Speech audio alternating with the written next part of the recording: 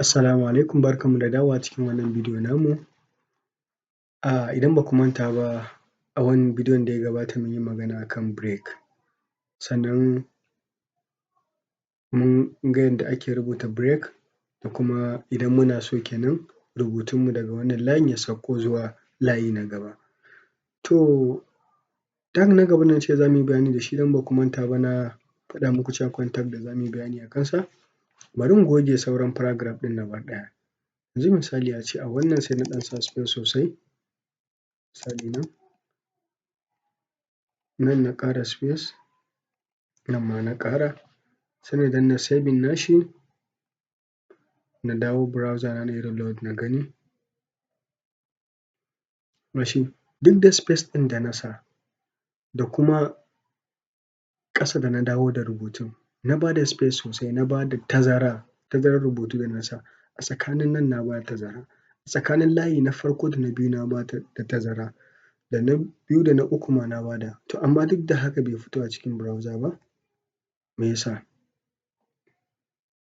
Yanzu misali a ce na ƙara wani a nan, a tsakanin waɗannan a ce duk na ƙaƙƙara, sannan na yi space sosai, na ƙara.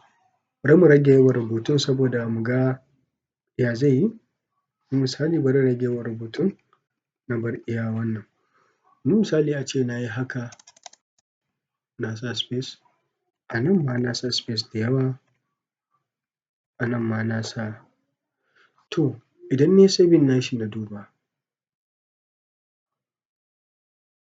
za ku kalla babu abin da ya canza, a layi ɗaya kawai ya zo. Kenan idan ina so kowane rubutu ya sauko a nan, zan iya sa masa me? Zan iya sa masa break, haka ne? Yanda na yi. Idan na sa break duka zai sauko layi ƙasa. Mun san wannan, na yi saving nashi, na yi reload cewa zai fito. To amma idan kuma ina so wannan space ɗin ya fito kuma ya zan yi fa? Shi ne ya zan yi. To akwai wani tag da ake ce masa free. Free tag yana ba mu muna faɗa wa browser ne cewa dukkan rubutu da muka rubuta shi da space nashi da tazarar da muka ba da a tsakani, da kuma yawan layukan da muka yi na rubutun, kawai ya fito mana da shi yadda muke so. Yanzu misali bari in ƙaƙƙara a nan. Misali in ƙaƙƙara wannan ɗin layin.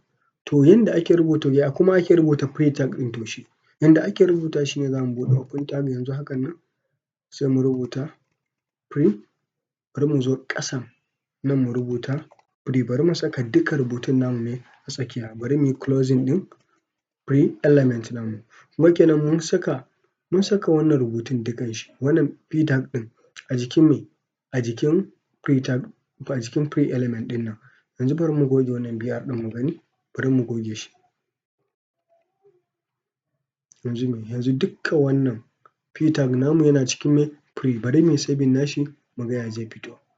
Za mu shiga file, sai mu danna save, sai mu shiga browser, sai mu yi me? Sai mu danna reload. Kun gani? Duk yadda na rubuta a nan me? Ya fito a jikin free ɗin. Duk yanda na yi rubutu a nan na ba da tazara, yanda na yi da ƙasa da sauransu, har wannan ɗan ɗigon da na yi shi a can ƙasa, ga shi nan me? Ga shi nan ya fito. So haka free yake. Shi mun faɗa wa browser cewa muna so ko da kuwa mun ba da space, duk yawan space ɗin da muka ba da, duk girman yawan shi ya fito mana a haka muke son shi. Yanzu misali ga shi na ƙara space ɗin, na danna reload, kun gani ya fito. Haka wannan shi ne free. Idan kana so ka yi amfani, ka yi rubutu, kana so duk space ɗin da ka ba da iya tazarar rubutu da ka ba da ya fito a cikin browser naka a HTML, to za ka yi amfani da free tag. Wannan shi ne. Mun gode sosai, ku ci gaba da bibiyar mu.